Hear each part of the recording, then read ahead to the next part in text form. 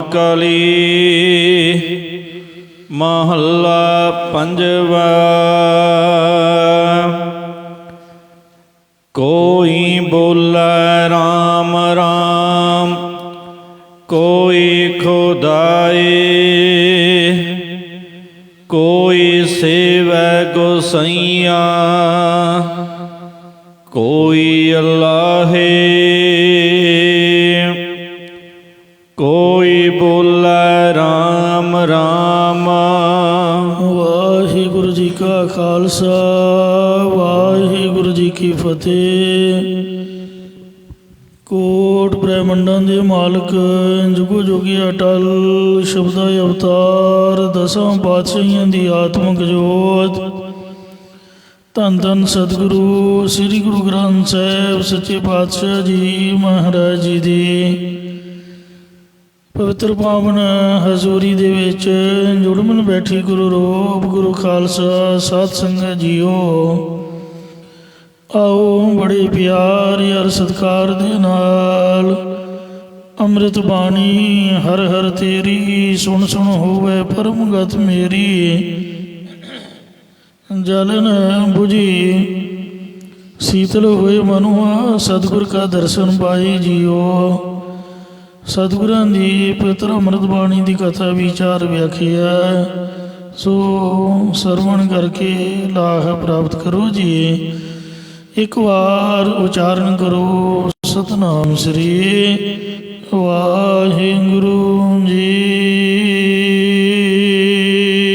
सतनाम श्री वाहिगुरु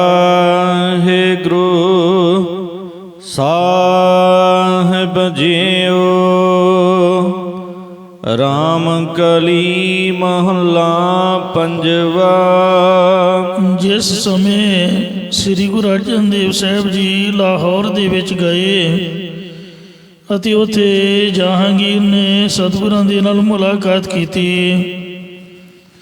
ਉਸ ਸਮੇਂ ਜਹਾਂਗੀਰ ਨੇ ਸਤਿਗੁਰਾਂ ਨੂੰ ਪ੍ਰਸ਼ਨ ਕੀਤਾ ਕਿ ਹਿੰਦੂ ਚੰਗੇ ਨੇ ਜਾਂ ਮੁਸਲਮਾਨ ਚੰਗੇ ਹਨ, ਰਾਮ ਰਾਮ ਕਰਨਾ ਠੀਕ ਹੈ ਕਿ ਜਾਂ ਖੁਦਾ ਖੁਦਾ ਕਹਿਣਾ ਠੀਕ ਹੈ। ਤਾਂ ਉਸ ਸਮੇਂ ਸਤਿਗੁਰਾਂ ਨੇ ਜਹਾਂਗੀਰ ਦੀ ਸ਼ੰਕਾ ਮਿਟਣ ਵਾਸਤੇ ਇਹ ਭਾਵਨ ਸ਼ਬਦ ਰਾਮਕਲੀ ਰਾਗ ਵਿੱਚ ਪੰਜਵੇਂ ਪਾਤਸ਼ਾਹ ਸ੍ਰੀ ਗੁਰੂ ਅਰਜਨ ਦੇਵ ਸਾਹਿਬ ਜੀ ਨੇ ਉਚਾਰਨ ਕੀਤਾ। कोई बोले राम राम।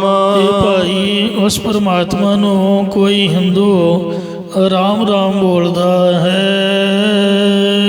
कोई खुदाए, ਅਤੇ ਕੋਈ ਮੁਸਲਮਾਨ ਖੁਦਾ ਖੁਦਾ ਆਖਦਾ ਹੈ। कोई सेवै गोसैया, ਕੋਈ ਹਿੰਦੂ ਉਹਨੂੰ ਪ੍ਰਿਥਵੀ ਦਾ ਮਾਲਕ ਹੈ ਕਿ ਸੇਵਨਾ ਕਰਦਾ ਹੈ। कोई अल्लाहे, ਅਤੇ ਕੋਈ ਮੁਸਲਮਾਨ ਅੱਲਾ ਅੱਲਾ ਆਖਦਾ ਹੈ।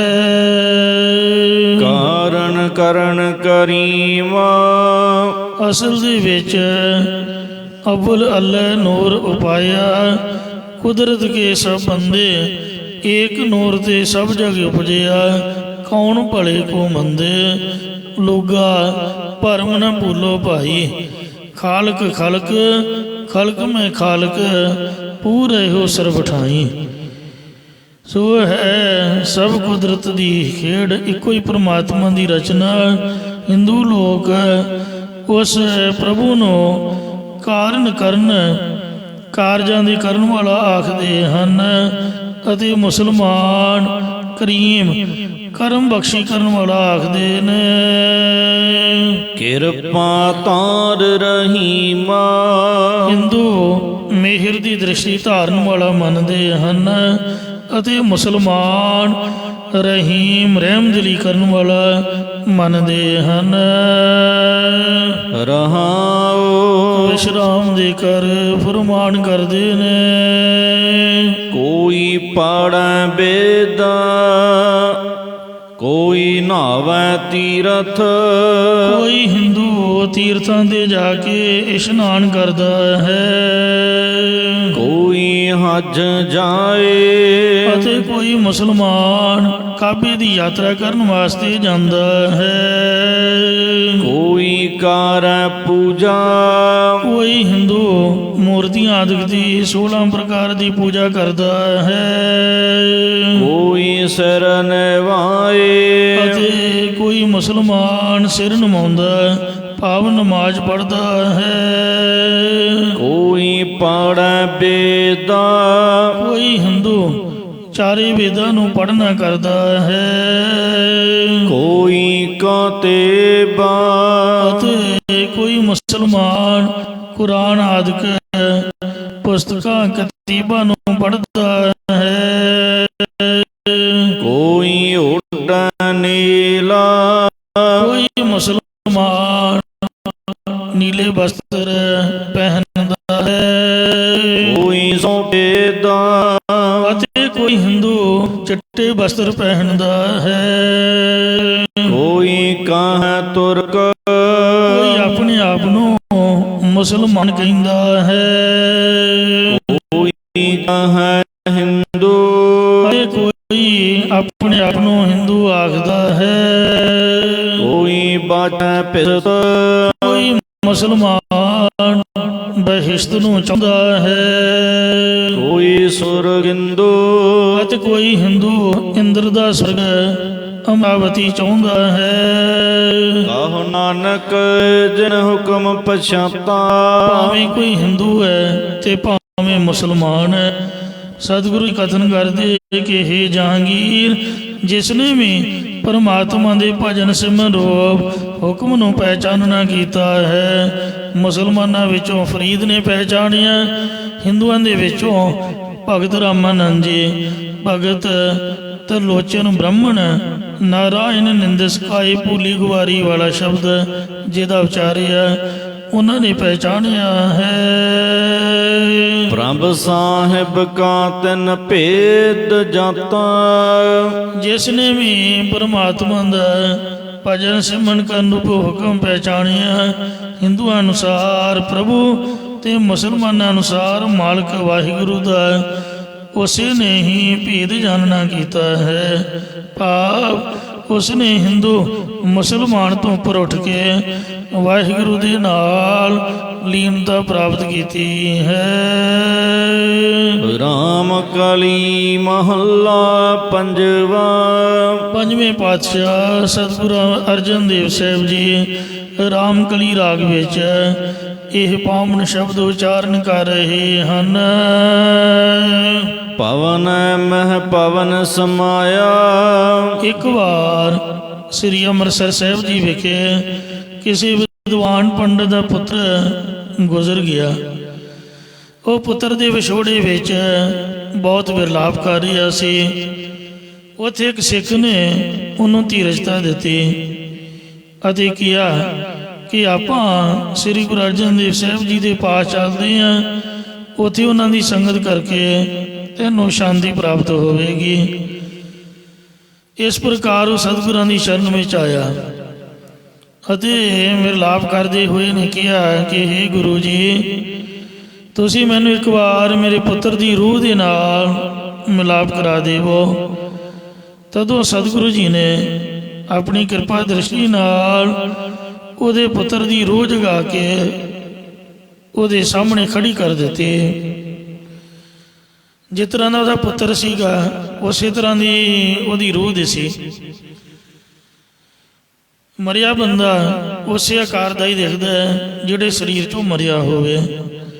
ਤਦੋਂ ਇਹਦੇ ਪੁੱਤਰ ਦੀ ਰੂਹ ਨੇ ਕਿਹਾ, ਇਹ ਮੋਹ ਦਾ ਮਾਰਿਆ ਉਹਦੇ ਗਲੇ ਨਾਲ ਮਿਲਣ ਲੱਗਾ ਤਾਂ ਉਹ ਇਹਦੇ ਹੱਥ ਵਿੱਚ ਨਾ ਆਇਆ, ਹਵਾ ਤਾਂ ਹੁੰਦੀ ਹੈ।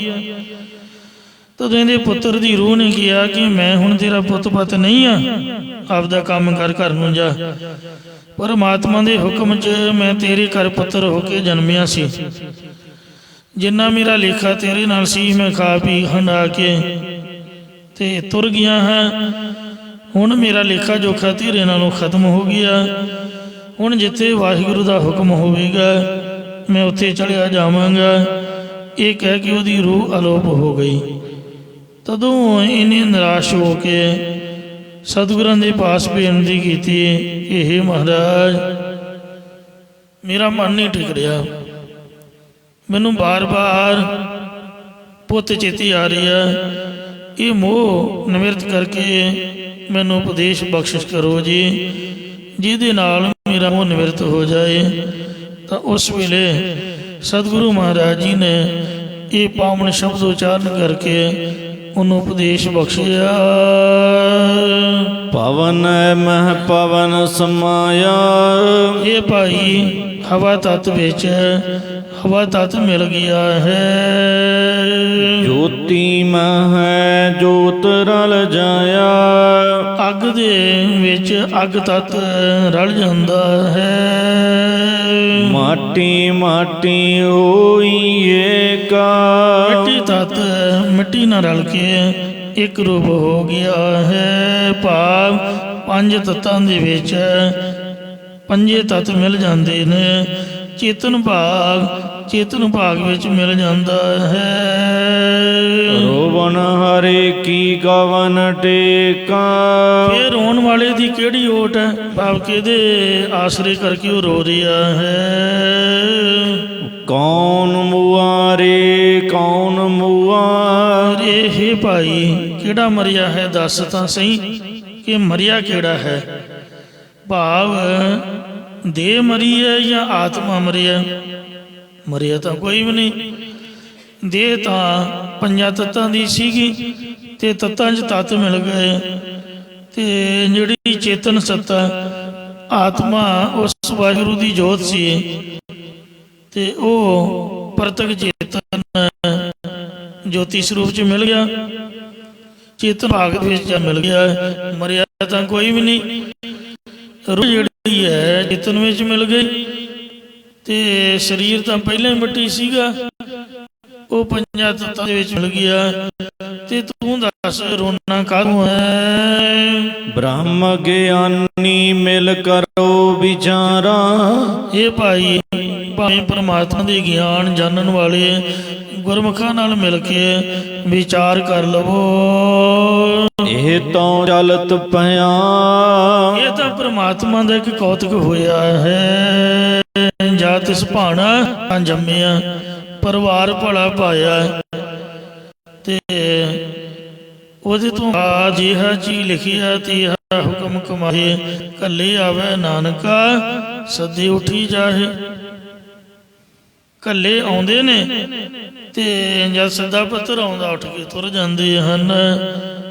ਇਸ ਲਈ ਇਹ ਬ੍ਰਹਮ ਗਿਆਨੀਓ ਜਾਂ ਇਹ ਬ੍ਰਹਮ ਗਿਆਨ ਦੇ ਜਾਣਨ ਵਾਲੇ ਗੁਰਮੁਖਾਂ ਨਾਲ ਮਿਲ ਕੇ ਇਹ ਗੁਰਮੁਖੋ ਇਹ ਵਿਚਾਰ ਕਰ ਲਵੋ। ਰਹਾਉ ਇਹ ਤਾਂ ਇੱਕ ਪਰਮਾਤਮਾ ਦਾ ਕੌਤਕ ਹੋਇਆ ਹੈ। ਸੋ ਕੁਦਰਤ ਸੀਗੀ, ਉਹਨੇ ਆਪ ਦਾ ਜੋ ਵੀ ਸੋ ਜਲਵਾ ਦਿਖਾਇਆ ਹੈ। ਪਹਿਲਾਂ ਬੱਚੇ ਦਾ ਜਨਮ ਹੋਇਆ, ਫਿਰ ਬਜ਼ੁਰਗ ਚੜ੍ਹਾਈ ਕਰ ਗਏ, ਵਿਸ਼ਰਾਮ ਦੇ ਕੇ ਫਰਮਾਉਂਦੇ ਹਨ। ਅਗਲੀ ਕਿਛ ਖਬਰ ਨ ਪਾਈ। ਅੱਗੇ ਪਰਲੋਕ ਦੀ ਤਾਂ ਕਿਸੇ ਕੋਲੋਂ ਕੁਝ ਵੀ ਖਬਰ ਨਹੀਂ ਪਾਈ ਜਾਂਦੀ ਹੈ ਕਿ ਮਰਨ ਵਾਲੇ ਦੇ ਨਾਲ ਕੀ ਭਾਣਾ ਵਾਪਰਿਆ। ਜਿਹਨੇ ਕਿਤੇ ਨੰਗਾ ਪੈਰ ਪੁੰਜੇ ਨਹੀਂ ਸੀ ਪਾਇਆ, ਉਹ ਵੇਖੋ ਰੋਡਾਂ ਦੇ ਉੱਪਰ ਤੋਰਿਆ, ਕੰਢਿਆਂ ਦੇ ਉੱਪਰ ਤੋਰਿਆ। ਯਮਦੂਤ ਉਹਨੂੰ ਖੋਤੇ ਦੀ ਤਰ੍ਹਾਂ ਡੰਡੇ ਮਾਰ ਮਾਰ ਲਿਜਾ ਰਹੇ ਨੇ। ਪੌੜੀ ਵੱਡਾ ਹੋਇਆ ਦੁਨੀਦਾਰ, ਗਲ ਸੰਗਲ ਘੱਤ ਚਲਾਇਆ, ਅੱਗੇ ਕਰਨੀ ਕੀਰਤ ਵਾਚੀਐ, ਬਹਿ ਲਿਖਾ ਕਰ ਸਮਝਾਇਆ, ਥਾਉ ਨ ਹੋਈ ਪਉਂਦੀ। ਜੁੱਤੀਆਂ ਪੈਂਦਿਆਂ ਨੂੰ ਵਾਰ ਨਹੀਂ ਆ ਰਿਹਾ, ਹੁਣ ਸੁਣੀਆਂ ਕਿਆ ਰੁਆਇਆ। ਬੜੀਆਂ ਚੀਕਾਂ ਮਾਰਦਾ, ਬੜਾ ਦਹਾੜਦਾ ਹੈ, ਪਰ ਉੱਥੇ ਸੁਣਦਾ ਹੀ ਨਹੀਂ ਕੋਈ। ਜਿਹੜਾ ਸੁਣਨ ਵਾਲਾ ਸੀ ਉਹਦਾ ਨਾਮ ਨਹੀਂ ਜਪਿਆ। ਤੇ ਇਉਂ ਵੱਡਾ ਹੁਆ ਦੁਨੀਦਾਰ, ਗਲ ਸੰਗਲ ਘੱਤ ਚਲਾਇਆ, ਅੱਗੇ ਕਰਨੀ ਕੀਰਤ ਵਾਚੀਐ, ਬੈ ਲਿਖਾ ਕਰ ਸਮਝਾਇਆ, ਥਾਉ ਨ ਹੋਵੀ ਪੌਦੀ। ਹੁਣ ਸੁਣੀਆਂ ਕਿਆ ਰੁਆਇਆ। ਇਹਦੇ ਰੋਣੇ ਧੋਣੇ ਨੂੰ ਕੌਣ ਸੁਣੇ ਰੱਬ ਤੋਂ ਬਗੈਰ। ਮਨ ਅੰਧਾ ਜਨਮ ਗਵਾਇਆ, ਅੰਨੇ ਮਨ ਵਾਲੇ ਨੇ, ਮੋਹ ਦੇ ਮਾਰੇ ਨੇ ਸਾਰਾ ਮਨੁੱਖਾ ਜਨਮ ਫਜ਼ੂਲ ਹੀ ਗਵਾ ਲਿਆ।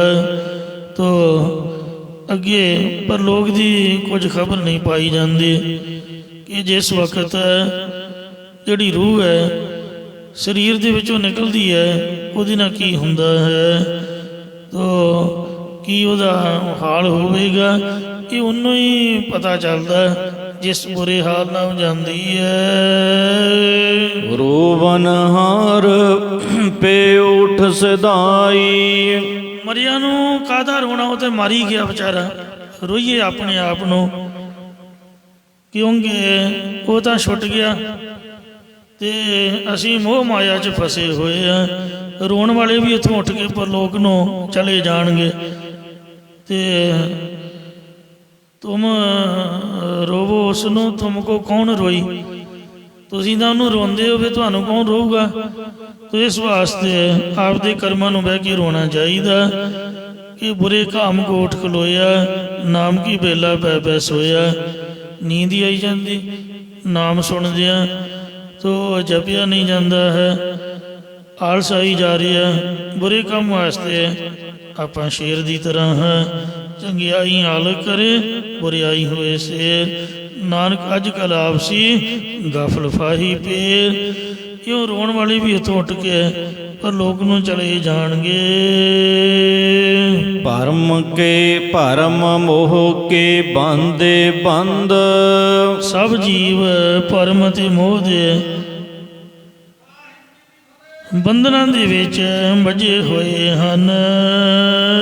ਸੋਪਨ ਭਇਆ ਬਖਲਾਏ ਅੰਧ, ਇਹ ਸੰਸਾਰ ਇੱਕ ਸੁਪਨੇ ਦੀ ਤਰ੍ਹਾਂ ਰਚਿਆ ਹੋਇਆ, ਪਰ ਅਗਿਆਨੀ ਜੀਵ ਵਿਅਰਥ ਹੀ ਪਦਾਰਥਾਂ ਜਾਂ ਮੇਰ ਤੇਰ ਵਿੱਚ ਸੋ ਪਖਲਾਏ ਬਰੜਾ ਰਹੇ ਹਨ ਝਗੜੇ ਕਰਕੇ। ਇਹ ਤੋ ਰਚਨ ਰਚਿਆ ਕਰਤਾਰ, ਇਹ ਭਾਈ ਇਹ ਸੰਸਾਰ ਦੀ ਰਚਨਾ ਦਾ ਪਸਾਰਾ ਤਾਂ ਕਰਤਾ ਪੁਰਖ ਨੇ ਆਪ ਹੀ ਰਚਨਾ ਕੀਤਾ ਹੈ। ਨਾਨਕ ਰਚਨਾ ਪ੍ਰਭ ਰਚੀ ਬਹੁ ਵਿਧ ਅਨਕ ਪ੍ਰਕਾਰ। ਅਸ਼ਟਪਦੀ ਕਈ ਕੋਟ ਹੋਏ ਪੁਜਾਰੀ, ਕਈ ਕੋਟ ਆਚਾਰ ਵਿਵਹਾਰੀ, ਕਈ ਕੋਟ ਪਏ ਤੀਰਥ ਵਾਸੀ, ਕਈ ਕੋਟ ਬਨ ਭ੍ਰਮੇ ਉਦਾਸੀ, कई कोट वेद के स्रोते, कई कोट तपीसर होते, कई कोट आत्म ध्यान धार। ते इउं महाराज कहते भी करोड़ा ही एक कैटागरी दे विच जी पैदा कीते ने। आवत जावत हुक्मे अपार, संसार में जन्म धार के आउंदे ते मर के जांदे, ये बेअंत हरि दे हुक्म दे विच ही हो रहा है। सियाणे कहते कि ਉਹਦੇ ਹੁਕਮ ਤੋਂ ਬਗੈਰ ਤਾਂ ਪਤਾ ਵੀ ਨਹੀਂ ਹਿਲਦਾ। ਕਿਉਂ ਹੁਕਮ ਹੈ ਅੰਦਰ ਸਭ ਕੋ, ਬਾਹਰ ਹੁਕਮ ਨਾ ਕੋਏ। ਨਾਨਕ ਹੁਕਮ ਹੈ ਜੇ ਬੁਝੈ ਤਾਂ ਹਮੈ ਕਹੈ ਨਾ ਕੋਏ। ਨਹਿ ਕੋ ਮੋਆ ਨਾ ਮਰਨ ਜੋਗ, ਅਸਲ ਦੇ ਵਿੱਚ ਨਾ ਹੀ ਕੋਈ ਪਿੱਛੇ ਮਰਿਆ ਸੀ ਤੇ ਨਾ ਹੀ ਕੋਈ ਹੁਣ ਮਰਨ ਜੋਗਾ ਹੈ। ਮਰਨੋਂ ਮਰਨ ਕਹੈ ਸਭ ਕੋਈ, ਸਹਿਜੀ ਮਰੈ ਅਮਰ ਹੋਏ ਸੋਈ। ਨਹਿ ਬਿਨ ਸੈ ਅਬਨਾਸੀ ਹੋਗਾ, ਇਹ ਜੀਵ ਆਤਮਾ ਨਾ ਹੀ ਅੱਗੇ ਨੂੰ ਨਾਸ਼ ਹੋਵੇਗਾ। ਤਿੰਨਾਂ ਕਾਲਾਂ ਵਿੱਚ ਨਾਸ਼ ਤੋਂ ਰਹਿਤ ਪਰਮਾਤਮਾ ਹੀ ਵਿਆਪਕ ਹੋ ਰਿਹਾ ਹੈ। ਜਾਂ ਇਸੇ ਪ੍ਰਕਾਰ ਨਹਿ ਬਿਨ ਸੈ ਅਬਨਾਸੀ ਹੋਗਾ, ਜੋ ਗੁਰ ਸ਼ਬਦ ਦੀ ਕਮਾਈ ਕਰਦੇ ਨੇ ਉਹ ਤਿੰਨਾਂ ਕਾਲਾਂ ਵਿੱਚ ਨਾਸ਼ ਨਹੀਂ ਹੁੰਦੇ, ਕਿਉਂਕਿ ਉਹ ਨਾਸ਼ ਤੋਂ ਰਹਿਤ ਪ੍ਰਭੂ ਦਾ ਜੋ ਰੂਪ ਹੋ ਜਾਂਦੇ ਹਨ। ਜੋ ਇਹੋ ਜਾਣੋ ਸੋ ਇਹੋ ਨਾਹੀ, ਇਹ ਭਾਈ ਜੇ ਤੁਸੀਂ ਜੀਵ ਨੂੰ ਮਰਦਾ ਜਾਣਦੇ ਹੋ ਸੋ ਇਹ ਗੱਲ ਨਹੀਂ ਹੈ। ਭਾਵ ਜੀਵ ਆਤਮਾ ਵਿੱਚ ਜੰਮਣਾ ਤੇ ਮਰਨਾ ਨਹੀਂ ਹੈ।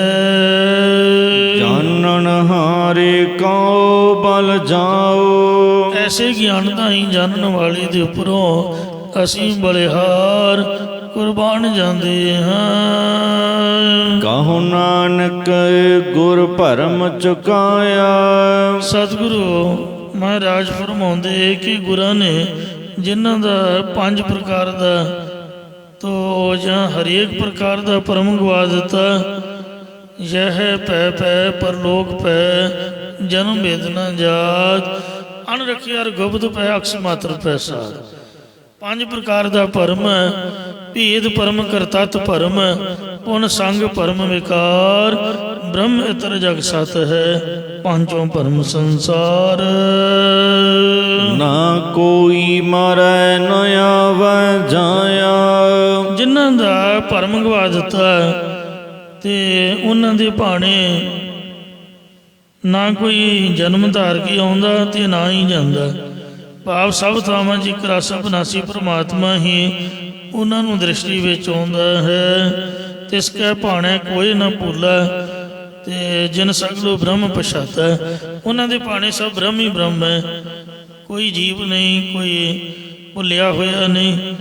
ਸੋ ਸਭ ਵਾਹਿਗੁਰੂ ਦੀ ਜੋਤ ਹੈ, ਸਭ ਮੈਂ ਜੋਤ ਜੋਤ ਹੈ ਸੋਏ। ਰਾਮ ਕਲੀ ਮਹੱਲਾ ਪੰਜਵਾ। ਸੋ ਕਿਤੇ ਵੀ ਜਾ ਕੇ ਬੈਠੀਏ, ਖਾਸ ਕਰਕੇ ਗੁਰਦੁਆਰੇ ਦੇ ਅੰਦਰ, ਤੋ ਜਿਸ ਭਾਵਨਾ ਨੂੰ ਲੈ ਕੇ ਆਏ ਆ ਉਹੀ ਮੁੱਖ ਰੱਖਣਾ ਚਾਹੀਦਾ। ਕਿਹੜਾ ਆਉਂਦਾ ਕਿਹੜਾ ਜਾਂਦਾ, ਕੋਈ ਕੀ ਕਰ ਰਿਹਾ, ਇਹਦੇ ਵੱਲ ਖਿਆਲ ਕਰਾਂਗੇ, ਬਿਰਤੀ ਜੁੜੇਗੀ ਨਹੀਂ। ਸੋ ਜਿਹੜਾ ਸਾਡਾ ਕੰਮ ਹੈ ਰੱਬ ਨੂੰ ਪਾਉਣਾ, ਇਸੇ ਵਿੱਚ ਹੀ ਆਪਦਾ ਧਿਆਨ ਇਕਾਗਰ ਹੋਣਾ ਚਾਹੀਦਾ ਤੇ ਤਾਂ ਹੀ ਮਹਾਰਾਜ ਦੀ ਖੁਸ਼ੀ ਹੁੰਦੀ ਹੈ। ਉਹਨਾਂ ਦੇ ਭਾਣੇ ਕੋਈ ਵੀ ਭੁੱਲਿਆ ਨਹੀਂ, ਸਭ ਬ੍ਰਹਮ ਦੀਸੈ, ਬ੍ਰਹਮ ਸੁਣੀਐ, ਏਕ ਏਕ ਵਖਾਣੀਐ, ਆਤਮ ਬਸਾਰਾ ਕਰਨ ਹਰ, ਪ੍ਰਭ ਬਿਨਾ ਨਹੀਂ ਜਾਣੀਐ। ਇਹ 10ਵਾਂ ਸ਼ਬਦ ਸੰਪੂਰਨ ਹੋਇਆ। ਅੱਗੇ 11ਵਾਂ ਰਾਮਕਲੀ ਰਾਗ ਵਿੱਚ 5ਵੇਂ ਪਾਤਸ਼ਾਹ ਸਤਿਗੁਰੂ ਮਹਾਰਾਜ ਜੀ ਨੇ ਇਹ ਉਸ ਵਕਤ ਵਿਚਾਰਿਆ ਜਦ ਇਹ ਉਪਦੇਸ਼ ਸੁਣ ਕੇ ਵਿਦਵਾਨ ਪੰਡਿਤ ਗੁਰਾਂ ਦੀ ਚਰਨੀ ਪੈ ਗਿਆ ਤੇ ਬੇਨਤੀ ਕੀਤੀ, ਮਹਾਰਾਜ ਜੀ ਮੈਨੂੰ ਕਾਲ ਤੋਂ ਬਚਾਓ। ਤਦੋਂ ਸਤਿਗੁਰੂ ਜੀ ਸਰਵ ਸਾਂਝਾ ਉਪਦੇਸ਼ ਬਖਸ਼ਿਸ਼ ਕਰਦੇ ਹਨ। ਜਪ ਗੋਬਿੰਦ ਗੋਪਾਲ ਲਾਲ। ਇਹ ਭਾਈ ਗਿਆਨ ਕਰਕੇ ਜਾਣਨੇ ਯੋਗ ਪ੍ਰਿਥਵੀ ਦੇ ਪਾਲਕ ਪਿਆਰੇ ਪ੍ਰਭੂ ਨੂੰ ਜਪਨਾ ਕਰੋ। ਆਪ ਜਪੋ ਅਵਰਹ ਨਾਮ ਜਪਾਵੋ, ਸੁਨਤ ਕਹਿਤ ਰਹਿਤ ਗਤ ਪਾਵੋ। ਰਾਮ ਨਾਮ ਸਿਮਰ ਤੂ ਜੀਵਹਿ। ਇਹ ਭਾਈ ਰਾਮ ਪਰਮਾਤਮਾ ਦੇ ਨਾਮ ਨੂੰ ਯਾਦ ਕਰਕੇ ਸਿਮਰੋ ਸਿਮਰ ਸਿਮਰ ਸੁਖ ਪਾਵੋ। ਆਤਮ ਜੀਵਨ ਵਾਲੇ ਜਿਉਣਾ ਕਰਦੇ ਹਨ। ਫਿਰ ਨ ਖਾਈ ਮਹਾਕਾਲ। ਸੋ ਜਿਉਣਾ ਕਰ, ਮੁੜ ਕੇ ਤੈਨੂੰ ਵੱਡਾ ਕਾਲ ਕਰਨ ਵਾਲਾ ਯਮਰਾਜ ਨਹੀਂ ਖਾਵੇਗਾ, ਨਾਸ਼ ਨਹੀਂ ਕਰੇਗਾ। ਅਰਥਾਤ ਜਿਵੇਂ ਜਦੋਂ ਜੰਗਲ ਵਿੱਚ ਅੱਗ ਲੱਗ ਜਾਂਦੀ ਹੈ ਤਾਂ ਸ਼ੇਰ ਸ਼ੇਰਨੀ ਆਪਣੇ ਦੰਦਾਂ ਦੇ ਨਾਲ ਆਪਣੇ ਬੱਚਿਆਂ ਨੂੰ ਚੁੱਕ ਕੇ ਅੱਗ ਤੋਂ ਦੂਰ ਲੈ ਜਾਂਦੇ ਨੇ, ਭਾਵ ਉਹਨਾਂ ਨੂੰ ਦੁੱਖ ਨਹੀਂ ਹੋਣ ਦਿੰਦੇ। ਤਿਵੇਂ ਕਾਲ ਤੈਨੂੰ ਦੁੱਖ ਨਹੀਂ ਹੋਣ ਦੇਵੇਗਾ। ਰਹਾਉ ਵਿਸ਼ਰਾਮ ਦੇ ਕਰ ਫਰਮਾਨ ਕਰਦੇ ਨੇ। ਓਟ ਜਨਮ ਭ੍ਰਮ ਭ੍ਰਮ ਭ੍ਰਮ ਆਇਓ। ਇਹ ਭਾਈ ਤੂੰ ਕਰੋੜਾਂ ਜਨਮ ਭਰਮ ਦਾ ਭਰਮਾਇਆ ਹੋਇਆ, ਜੂਨਾਂ ਦੇ ਵਿੱਚ ਭਰਮ ਦਾ ਹੋਇਆ ਆਇਆ ਹੈ। ਵੱਡਾ ਭਾਗ ਸਾਧ ਸੰਗ ਪਾਇਓ। ਵੱਡੇ ਭਾਗਾਂ ਕਰਕੇ ਹੁਣ ਤੋਂ ਸ੍ਰੇਸ਼ਟ ਸੰਗਤ ਨੂੰ ਪਾਉਣਾ ਕੀਤਾ ਹੈ, ਜਿਹਦੇ ਵਿੱਚ ਸੰਗਤ ਹਰ ਭਰਾ ਵਸਿਆ ਜੀ। ਉਹ ਪਰਮਾਤਮਾ ਦਾ ਨਿਵਾਸ ਹੈ। ਜਿਹਨੇ ਰੱਬ ਦੇ ਦਰਸ਼ਨ ਕਰਨੇ ਹੋਣ ਉਹ ਅੰਮ੍ਰਿਤ ਵੇਲੇ ਸੰਗਤ ਦੇ ਦਰਸ਼ਨ ਕਰ ਲਵੇ। ਜੇ ਸੱਚਮੁੱਚ ਹੀ ਆਪਾਂ ਬਾਣੀ ਮੰਨਦੇ ਹਾਂ ਤਾਂ ਫਿਰ ਸੱਚੀ ਹੋਣੀ ਚਾਹੀਦੀ ਹੈ। ਮਹਾਰਾਜ ਕਹਿੰਦੇ ਸੰਗਤ ਦੇ ਵਿੱਚ ਭਗਵਾਨ ਦਾ ਵਾਸ ਹੈ। ਬਿਨ ਗੁਰ ਪੂਰੇ ਨਹੀਂ ਉਦਾਰ। ਵੱਡੇ ਭਾਗਾਂ ਵਾਲੇ ਸੰਗਤ ਨੂੰ ਪਾਉਂਦੇ ਨੇ। ਇਹ ਭਾਈ ਪੂਰੇ ਗੁਰਾਂ ਤੋਂ ਬਿਨਾਂ ਤੇਰਾ ਪਾਰ ਉਤਾਰਾ ਨਹੀਂ ਹੋਵੇਗਾ। ਬਾਬਾ ਨਾਨਕ ਆਖਾਂ ਇਹੋ ਵਿਚਾਰ। ਸਤਿਗੁਰੂ ਸਾਹਿਬ ਜੀ ਕਥਨ ਕਰਦੇ ਕਿ ਇਹ ਭਾਈ ਬਾਬਾ ਮਾਝੇ ਦੀ ਬੋਲੀ 'ਚ ਦਾਦੇ ਨੂੰ ਕਹਿੰਦੇ ਨੇ, ਪਿਓ ਦੇ ਪਿਓ ਨੂੰ। ਇਉਂ ਗੁਰੂਆਂ ਦੇ ਗੁਰੂ ਧੰਨ ਗੁਰੂ ਨਾਨਕ ਦੇਵ ਜੀ ਮਹਾਰਾਜ ਇਸ ਵਿਚਾਰ ਨੂੰ ਆਂਦੇ ਹਨ। ਇਸੇ ਪ੍ਰਕਾਰ ਬਿਨ ਗੁਰ ਪੂਰੇ ਨਹੀਂ ਉਦਾਰ, ਸੋ ਪੂਰਿਆਂ ਗੁਰਾਂ ਤੋਂ ਬਗੈਰ ਜੀਵ ਦੀ ਕਲਿਆਣ ਨਹੀਂ ਹੈ। ਬਾਬਾ ਨਾਨਕ ਆਖਾਂ ਇਹੋ ਵਿਚਾਰ। ਗੁਰਦੁਆਰੇ ਦੀ ਬੋਲੀ ਹੈ, ਭਾਵੇਂ ਕੋਈ ਕੋਨਾ ਵੀ ਹੋਵੇ ਉਹਨੂੰ ਕਹੀਦਾ ਬਾਬਾ ਜੀ। ਅੰਮ੍ਰਿਤਧਾਰੀ ਨੂੰ ਤਾਂ ਕਹੀਦਾ ਹੀ ਕਹੀਦਾ। ਕਹਿਣ ਦਾ ਮਤਲਬ ਸਾਡੀ ਬੋਲੀ ਹੋਈ ਇਹ ਆ, ਆਓ ਸੰਤ ਜੀ, ਆਓ ਬਾਬਾ ਜੀ, ਇਹ ਬਾਬਾ ਉੱਤਮ ਅਧਿਕਾਰੀ ਜੀ, ਅਸੀਂ ਤੇਰੇ ਤਾਂ ਹੀ ਇਹ ਵਿਚਾਰ ਰੱਖਦੇ ਹਾਂ, ਤੈਨੂੰ ਚੰਗੀ ਲੱਗੇ ਤੇ ਭਾਵੇਂ ਨਾ ਲੱਗੇ, ਪਰ ਹੈ ਇਹ ਉੱਤਮ ਵਿਚਾਰ। ਇਹਨੂੰ ਧਾਰਨ ਕਰ ਕਿ ਸੰਗਤ ਦੇ ਵਿੱਚ ਮਿਲ ਕੇ ਪੂਰਨ ਗੁਰਾਂ ਦੁਆਰਾ ਗੋਪਾਲ ਪ੍ਰਭੂ ਨੂੰ ਜਪੀਦਾ ਜਪਣਾ ਕਰ। ਰਾਗ ਰਾਮ ਕਲੀ ਮਹੱਲਾ ਪੰਜਵਾ। ਰਾਗ ਦਾ ਨਾਮ ਹੈ ਰਾਮ ਕਲੀ। ਮਹੱਲਾ ਪੰਜਵਾਂ ਸ੍ਰੀ ਗੁਰੂ ਅਰਜਨ ਦੇਵ ਸਾਹਿਬ ਜੀ ਦੀ ਬਾਣੀ ਹੈ। ਘਰ ਦੂਜਾ ਦੂਜੇ ਸੁਰ ਤਾਲ ਦੇ ਵਿੱਚ ਉਚਾਰ ਰਹੇ ਹਨ। ਇੱਕੋ ਓੰਕਾਰ, ਗੁਰੂ ਇੱਕ ਹੈ ਤੇ ਸਰਬ ਦਾ ਪ੍ਰਕਾਸ਼ਕ ਹੈ। ਸਤਿਗੁਰ ਪ੍ਰਸਾਦ, ਜੋ ਸਤ ਹੈ, ਚਿੱਤ ਹੈ ਤੇ ਆਨੰਦ ਰੂਪ ਹੈ। ਸਤਿਗੁਰਾਂ ਦੀ ਕਿਰਪਾ ਬਖਸ਼ਿਸ਼ ਰਹਿਮਤ ਦੁਆਰਾ ਪ੍ਰਾਪਤ ਹੁੰਦਾ ਹੈ। ਚਾਰ ਪੁਕਾਰੈ ਨਾ ਤੂੰ ਮਨ ਹੈ। ਇੱਕ ਮਹੇਸ਼ਾ ਨਾਮੇ ਜੋਗੀ ਸ਼ਿਵ ਜੀ ਦਾ ਉਪਾਸਕ ਸੀ। ਇਹ ਬਹੁਤ ਸਮਾਂ ਤਪ ਕਰਦਾ ਰਿਹਾ। ਇੱਕ ਦਿਨ ਤਪ ਤੋਂ ਉੱਠਿਆ ਤੇ ਮਨ ਵਿੱਚ ਵਿਚਾਰਿਆ ਕਿ ਕਿਸੇ ਟਾਪੂ ਦੀ ਸੈਰ ਕਰਕੇ ਆਈਏ। ਇਉਂ ਸੰਕਲਪ ਕਰਕੇ ਸਮੁੰਦਰ ਦੇ ਕਿਨਾਰੇ ਇੱਕ ਜਹਾਜ਼ ਵਿੱਚ ਆ ਕੇ ਬੈਠ ਗਿਆ। ਜਦੋਂ ਜਹਾਜ਼ ਸਮੁੰਦਰ ਵਿੱਚ ਬਹੁਤ ਦੂਰ ਤੱਕ ਚਲਾ ਗਿਆ ਤਾਂ ਉੱਥੇ ਚੱਲਦਾ ਚੱਲਦਾ ਅਚਾਨਕ ਹੀ ਰੁਕ ਗਿਆ। ਜਹਾਜ਼ ਦੇ ਮਾਲਕ ਸਮੇਤ ਸਾਰੇ ਯਾਤਰੂ ਬਹੁਤ ਡਰ ਗਏ ਕਿ ਹੁਣ ਕੀ ਹੋਏਗਾ। ਉਸ ਜਹਾਜ਼ ਵਿੱਚ ਕੁਝ ਜੋਸ਼ੀ ਵੀ ਸਫ਼ਰ ਕਰ ਰਹੇ ਸਨ। ਤਦੋਂ ਜਹਾਜ਼ ਦੇ ਮਾਲਕ ਨੇ ਜੋਤਸ਼ੀਆਂ ਤੋਂ ਪੁੱਛਿਆ ਕਿ ਹੁਣ ਸਾਡਾ ਬਚਾਓ ਕਿਵੇਂ ਹੋਵੇਗਾ। ਤਾਂ ਜੋਸ਼ੀਆਂ ਨੇ ਜੋਤਿਸ਼ ਲਗਾ ਕੇ ਕਿਹਾ ਕਿ ਜਿਸ ਦਾ ਕੋਈ ਵੀ ਨਾ ਹੋਵੇ ਉਹਦੀ ਬਲੀ ਦੇ ਦਿੱਤੀ ਜਾਏ ਤਾਂ ਬਚਾਅ ਹੋ ਸਕਦਾ। ਤਦੋਂ ਉਹਨਾਂ ਨੇ ਮਹੇਸ਼ੇ ਜੋਗੀ ਦਾ ਕੋਈ ਸਾਥੀ ਸੰਗੀ ਨਾਲ ਨਾ ਵੇਖ ਕੇ ਉਹਨੂੰ ਸਾਧ ਵੇਖ ਕੇ ਸਮੁੰਦਰ 'ਚ ਧੱਕਾ ਦੇ ਕੇ ਸੁੱਟ ਦਿੱਤਾ। ਉਸ ਵੇਲੇ ਇੱਕ ਬਹੁਤ ਵੱਡੇ ਮੱਛ ਨੇ ਮਹੇਸ਼ੇ ਜੋਗੀ ਨੂੰ ਸਾਬਤੀ ਨਿਗਲਿਆ, ਸਬੂਤਾ ਹੀ। ਉਹਦਾ ਇੱਕ ਕੰਨ ਮੁੰਦਰਾ ਸਮੇਤ ਕੱਟ ਕੇ ਸਮੁੰਦਰ ਤੋਂ ਬਾਹਰ ਕਿਨਾਰੇ ਤੇ ਉਗਲ ਦਿੱਤਾ। ਮਤਲਬ ਕਹਿਣ ਦਾ ਕਿ ਕੰਨ ਦੇ ਉੱਪਰ ਉਹਦਾ ਦੰਦ ਲੱਗ ਗਿਆ। ਕੰਨ ਤਾਂ ਉਹਦਾ ਕੱਟ ਕੇ ਉਹਨੇ ਹਜਮ ਕਰ ਲਿਆ ਤੇ ਬਾਕੀ ਉਹਨੂੰ ਪਚਿਆ ਨਹੀਂ। ਜਾਂ ਰੱਬ ਦੀ ਕੁਦਰਤ ਸੀ ਕਿ ਤਪਸਵੀ ਬੰਦਾ ਸੀਗਾ, ਮਰਿਆ ਨਾ। ਉਹ ਮੱਛ ਕਿਨਾਰੇ ਤੇ ਆ ਕੇ ਲੇਟਣੀਆਂ ਜੀਆਂ ਲੈ ਕੇ ਉਹ ਗਲੱਛ ਕੇ, ਮਤਲਬ ਮਹੇਸ਼ੇ ਜੋਗੀ ਨੂੰ ਸਬੂਤਾ ਹੀ ਬਾਹਰ ਕੱਢ ਕੇ ਆ ਫਿਰ ਪਾਣੀ ਚਲਾ ਗਿਆ। ਫਿਰ ਇਹ ਜੋਗੀ ਸਹੀ ਸਲਾਮਤ ਕੱਪੜੇ ਕੁਪੜੇ ਝਾੜ ਕੇ ਤੁਰਦਾ ਲੱਗਿਆ। ਵਿਚਰਦਾ ਵਿਚਰਦਾ ਦੁਆਬੇ ਦੇ ਕੋਲ ਇੱਕ ਗੜ੍ਹ ਸ਼ੰਕਰ ਨਾਮੀ ਨਗਰ, ਇੱਥੇ ਆ ਕੇ ਰਹਿਣ ਲੱਗਾ। ਇੱਥੇ ਬਹੁਤ ਸਮਾਂ ਤਪ ਕਰਦਾ ਰਿਹਾ। ਇੱਕ ਦਿਨ ਬਾਹਰ ਨਿਕਲ ਕੇ ਢੰਡੋਰਾ ਫਿਰਵਾ ਦਿੱਤਾ ਕਿ ਜੋ ਵੀ ਮੇਰੇ ਦਰਸ਼ਨ ਕਰੇਗਾ ਉਹਨੂੰ 1 ਸਾਲ ਤੱਕ ਸਵਰਗ ਦੀ ਪ੍ਰਾਪਤੀ ਹੋਵੇਗੀ। ਇਹ ਗੱਲ ਸੁਣ ਕੇ ਨਗਰ ਅਤੇ ਨਗਰ ਦੇ ਆਸ-ਪਾਸ ਦੇ ਬਹੁਤ ਲੋਕ ਉਹਦੇ ਦਰਸ਼ਨ ਕਰਨ ਲਈ ਆਉਣ ਲੱਗ ਪਏ। ਇਸ ਪਾਸ ਰੋਜ਼ ਹੀ ਹਜ਼ਾਰਾਂ ਲੋਕਾਂ ਦੀਆਂ ਕਤਾਰਾਂ ਲੱਗੀਆਂ ਰਹਿੰਦੀਆਂ ਸਨ। ਇਹਨੇ ਇੱਕ ਦਿਨ ਆਪਣੇ ਚੇਲਿਆਂ ਤੋਂ ਪੁੱਛਿਆ ਕਿ ਇਸ ਨਗਰ ਵਿੱਚ ਕੋਈ ਅਜਿਹਾ ਮਨੁੱਖ ਤਾਂ ਨਹੀਂ ਹੈ ਜਿਹਨੇ ਮੇਰਾ ਦਰਸ਼ਨ ਨਾ ਕੀਤਾ ਹੋਵੇ ਅਜੇ ਤੱਕ।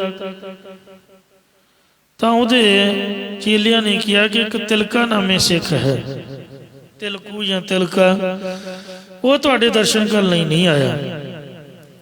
ਤਦੋਂ ਜੋਗੀ ਨੇ ਕਿਹਾ ਕਿ ਉਹ ਸਿੱਖ ਨੂੰ ਕਹੋ ਕਿ ਮੈਂ ਤੈਨੂੰ 2 ਸਾਲ ਦਾ ਸਵਰਗ ਦਿੰਦਾ, ਲੈ ਆ ਮੇਰੇ ਕੋਲ। ਉਹ ਇੱਕ ਵਾਰ ਮੇਰੇ ਦਰਸ਼ਨ ਕਰ ਲਵੇ ਤਾਂ 2 ਸਾਲ ਦਾ ਸਵਰਗ ਦਾ ਸੁੱਖ ਉਹਨੂੰ ਪ੍ਰਾਪਤ ਹੋ ਜਾਏਗਾ। ਪਰ ਉਹ ਸਿੱਖ ਫਿਰ ਵੀ ਨਾ ਆਇਆ। ਉਹਦਾ ਸੁਨੇਹਾ ਸੁਣ ਕੇ ਭੁੱਲ ਭੁੱਲ ਗਿਆ। ਤਦੋਂ ਜੋਗੀ ਨੇ ਕਿਹਾ ਕਿ ਇਹੋ ਜਿਹਾ ਕਿਹੜਾ ਆਦਮੀ ਹੈ ਜਿਹੜਾ ਸਵਰਗ ਦੇ ਸੁੱਖ ਦੀ ਇੱਛਾ ਹੀ ਨਹੀਂ ਰੱਖਦਾ, ਦੁਨੀਆ ਦਾ ਸਵਰਗ ਲੱਭਦੀ ਪਈ ਹੈ। ਉਸ ਵੇਲੇ ਵਿਚਾਰ ਕੇ ਜੋਗੀ ਆਪ ਦਰਸ਼ਨ ਦੇਣ ਲਈ ਭਾਈ ਤਿਲਕੂ ਜੀ ਦੇ ਘਰ ਨੂੰ ਚੱਲ ਪਿਆ। ਜਦੋਂ ਭਾਈ ਤਿਲਕਾ ਜੀ ਨੂੰ ਉਹਦੇ ਆਉਣ ਦਾ ਪਤਾ ਲੱਗਿਆ ਤਾਂ ਇਸ ਨੇ ਆਪਣੇ ਘਰ ਦੇ ਦਰਵਾਜ਼ੇ ਬੰਦ ਕਰ ਦਿੱਤੇ। ਜੋਗੀ ਨੇ ਦਰਵਾਜ਼ੇ ਤੇ ਖੜ ਕੇ ਆਪ ਆਵਾਜ਼ ਮਾਰੀ ਕਿ ਸਿੱਖਾ, ਤੂੰ ਬਾਹਰ ਨਿਕਲ ਕੇ ਮੇਰੇ ਦਰਸ਼ਨ ਕਰ, ਮੈਂ ਤੈਨੂੰ ਸਾਰੀ ਉਮਰ ਹੀ ਸਵਰਗ ਦਾ ਸੁੱਖ ਦਿੰਦਾ ਹਾਂ। ਤਦੋਂ ਸਿੱਖ ਨੇ ਅੰਦਰੋਂ ਆਵਾਜ਼ ਮਾਰ ਕੇ ਕਿਹਾ, ਹੇ ਜੋਗੀ, ਮੈਨੂੰ ਮਾਫ ਕਰ ਦੇ, ਮੈਂ ਤੇਰੇ ਮੱਥੇ ਨਹੀਂ ਲੱਗਣਾ, ਮੈਨੂੰ ਤੇਰੇ ਦਰਸ਼ਨਾਂ ਦੀ ਲੋੜ ਨਹੀਂ, ਤੂੰ ਆਪ ਦੇ ਘਰ ਰਾਜੀ ਰਹੋ, ਜੋ ਪੂਜਾ ਕਰਾਉਣੀ ਕਰਾਈ ਜਾ, ਕਿਉਂਕਿ ਤੇਰੇ ਦਰਸ਼ਨ ਕਰਕੇ ਸਵਰਗ ਨੂੰ ਮੈਨੂੰ ਜਾਣਾ ਪਊਗਾ। ਮੇਰੀ ਤਾਂ ਮੰਜ਼ਿਲ ਸਵਰਗਾਂ ਤੋਂ ਕਈ ਗੁਣਾ ਉੱਚੀ ਹੈ। ਮੈਂ ਆਪਣੇ ਗੁਰੂ ਦੀ ਕਿਰਪਾ ਸਦਕਾ ਨਰਕ ਅਤੇ ਸਵਰਗ ਤੋਂ ਰਹਿਤ ਹੋ ਚੁੱਕਾ। ਕਬੀਰ ਸੁਰਗ ਨਰਕ ਤੇ ਮੈਂ ਰਹਿਓ, सतगुर के प्रसाद चरण कमल की मौज में रहूं अंत अरियाद। आद तो लैके अंत तक मैं महाराज के चरणों की मौज दे विच रहना, मतलब सारी उम्र चरणों की मौज माणी है। ते मरण तो बाद भी जिथे महाराज के चरण होणगे सचखंड आदिक मैं तो चरणों के कोल पहुँचागा। स्वर्ग नरक ना नहीं मेरा कोई मतलब। ये गल सुन के जोगी ने विचारिया कि कोई पूर्ण सिख जापदा, मैनू ये दर्शन करने ही करने चाहिए ने। उस वेले जोगी ने कहा चल तू ही मैनू अपने दर्शन दे। अगों सिख ने कहा कि जेकर मैं दरवाजा खोलिया तो तेरे दर्शन वेख के मैनू स्वर्ग जाना पऊगा, वो मैं जाना नहीं है। इसलिए पहला तू अपना वर रोक।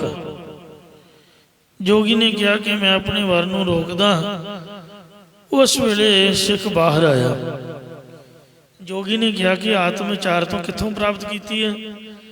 सिख ने कहा कि श्री गुरु नानक देव जी का 5वां स्वरूप श्री गुरु अर्जन देव जी के पासों मैं ये अवस्था प्राप्त की है।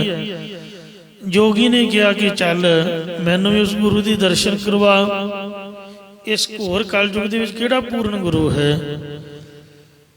भाई तिलकू जी परोपकार वास्ते वो जोगी नूं नाल लैके तुर पे।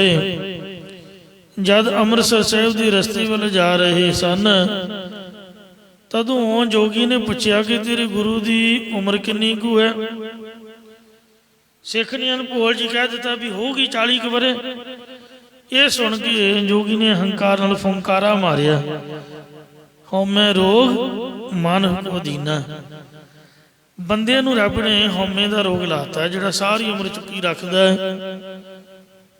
ते हौमे दीर्घ रोग है, ये कैंसर का रोग है जिहड़ा सही नहीं हुंदा किसी भी जतन दे नाल। क्यों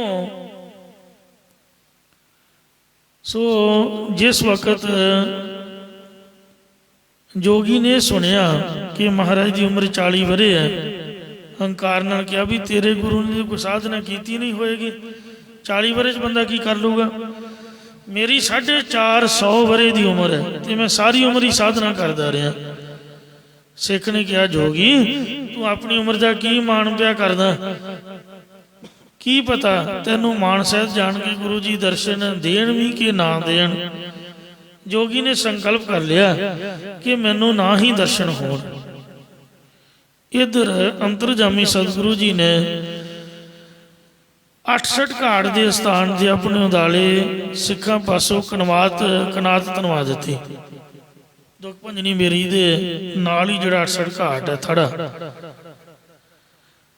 जदों जोगी ते सिख सतगुरां दे पास पहुंचे तो सिख अंदर चला गया ते जोगी नूं अंदर जाण दी आग्या ना मिली। ਇਹ ਕਨਾਤ ਦੇ ਬਾਹਰ ਹੀ ਬੈਠ ਗਿਆ। ਅੰਤਰਜਾਮੀ ਸਤਿਗੁਰਾਂ ਨੇ ਕਨਾਤ ਦੇ ਅੰਦਰੋਂ ਆਵਾਜ਼ ਮਾਰ ਕੇ ਕਿਹਾ, ਹੇ ਜੋਗੀ, ਤੇਰਾ ਕੰਨ ਤੇ ਤੇਰੀ ਮੁੰਦਰਾ ਕਿੱਥੇ ਆ? ਜੋਗੀ ਇਹ ਸੁਣ ਕੇ ਬਹੁਤ ਹੈਰਾਨ ਹੋਇਆ ਕਿ ਇਹਨਾਂ ਨੂੰ ਕਿਵੇਂ ਪਤਾ ਲੱਗਾ ਕਿ ਮੇਰਾ ਕੰਨ ਨਹੀਂ ਹੈ, ਕਿਉਂਕਿ ਮੈਂ ਤਾਂ ਆਪਣੇ ਕੰਨ ਕੱਪੜੇ ਨਾਲ ਲਪੇਟੇ ਹੋਏ ਨੇ। ਉਸ ਵੇਲੇ ਸਤਿਗੁਰਾਂ ਨੇ ਕਨਾਤ ਥਾਣੀ ਹੱਥ ਬਾਹਰ ਕੱਢ ਕੇ ਉਹਦਾ ਕੰਨ ਉਸੇ ਤਰ੍ਹਾਂ ਹੀ ਤੇ ਵਿੱਚ ਮੁੰਦਰਾ ਪਈ ਉਹਦੀ ਝੋਲੀ ਸੁੱਟ ਦਿੱਤੀ। ਕਹਿੰਦੇ ਇਹੋ ਹੀ ਹੈ ਨਾ। ਤੇ ਕਿਹਾ, ਹੈ ਜੋਗੀ, ਪਹਿਚਾਨ ਕਰ ਲਾ, ਇਹ ਤੇਰਾ ਹੀ ਕੰਨ ਹੈ ਨਾ, ਤੇਰੀ ਹੀ ਮੁੰਦਰਾ ਹੈ। ਇਹ ਅੰਤਰਜਾਮਤਾ ਨੂੰ ਸਮਝ ਕੇ ਜੋਗੀ ਦਾ ਮਨ ਟੁੱਟ ਗਿਆ। ਸਾਧ ਸੰਗਤ ਜੀ, ਤੇ ਨਿਮਰਤਾ ਵਿੱਚ ਆ ਕੇ ਸਤਿਗੁਰਾਂ ਦੇ ਚਰਨਾਂ ਤੇ ਡਿੱਗ ਪਿਆ। ਕਹਿਣ ਲੱਗਾ, ਜੀ ਮੈਨੂੰ ਆਪ ਦੀ 450 ਸਾਲ ਉਮਰ ਦਾ ਮਾਣ ਹੈ, ਪਰ ਆਪ ਜੀ ਇੰਨੀ ਛੋਟੀ ਉਮਰ ਦੇ ਵਿੱਚ, ਸੋ ਵੇਖੋ ਕਿੰਨੇ ਗਿਆਨਵਾਨ ਹੋ, ਤੁਸੀਂ ਖੁਦ ਪ੍ਰਮਾਤਮਾ ਹੋ। ਮੈਂ ਤੁਹਾਨੂੰ ਮਿਲਿਆ ਵੀ ਨਹੀਂ, ਕੁਝ ਦੱਸਿਆ ਵੀ ਨਹੀਂ, ਤੁਸੀਂ ਕੰਨ ਮੇਰੇ ਵੇਖੇ ਵੀ ਨਹੀਂ, ਫਿਰ ਵੀ ਅੰਤਰਜਾਮਤਾ ਨਾਲ ਦੱਸ ਦਿੱਤਾ। ਆਪ ਕਿਰਪਾ ਕਰਕੇ ਮੇਰੇ ਗੁਰੂ ਸਾਹਿਬ ਹੋ ਤੇ ਗੁਰੂ ਬਣ ਕੇ ਮੈਨੂੰ ਉਪਦੇਸ਼ ਬਖਸ਼ੋ। ਉਸ ਵੇਲੇ ਜੋਗੀ ਦੇ ਪਰਤਾਏ ਰਾਗ ਰਾਮਕਲੀ ਦੇ ਅੰਦਰ ਪੰਜਵੇਂ ਸਰੂਪ ਸ੍ਰੀ ਗੁਰੂ ਅਰਜਨ ਦੇਵ ਸਾਹਿਬ ਜੀ ਇਹ ਪਾਵਨ ਸ਼ਬਦ ਉਚਾਰਨ ਕਰਕੇ ਉਪਦੇਸ਼ ਦੀ ਬਖਸ਼ਿਸ਼ ਕਰ ਰਹੇ ਹਨ। ਚਾਰ ਪੁਕਾਰੈ ਨਾ ਤੂੰ ਮਨ ਹੈ। ਇਹ ਜੋਗੀ ਚਾਰ ਵੇਦ ਵੀ ਪ੍ਰਭੂ ਦੇ ਜੇ ਸਿਧਾਂਤ ਨੂੰ ਪੁਕਾਰ ਪੁਕਾਰ ਕੇ ਆਖ ਰਹੇ ਨੇ, ਉਹਨੂੰ ਤੂੰ ਮੰਨਦਾ ਹੀ ਨਹੀਂ ਹੈ। ਘਟ ਪੀ ਏਕਾ ਬਾਤ ਵਖਾਨ ਹੈ। ਛੇ ਸ਼ਾਸਤਰ ਵੀ ਇੱਕ ਇਹੀ ਗੱਲ ਕਥਨ ਕਰ ਰਹੇ ਹਨ ਜਾਂ ਇਸੇ ਪ੍ਰਕਾਰ। ਚਾਰ ਪੁਕਾਰੈ ਨਾ ਤੂੰ ਮਨ ਹੈ। ਚਾਰ ਵੇਦਾਂ ਵਿੱਚ ਬ੍ਰਹਮਾ ਪੁਕਾਰ ਪੁਕਾਰ ਕੇ ਕਹਿ ਰਿਹਾ ਹੈ, ਪਰ ਤੂੰ ਉਹਨੂੰ ਸੋ ਗਿਆਨ ਮੰਨਣਾ ਨਹੀਂ ਕਰਦਾ।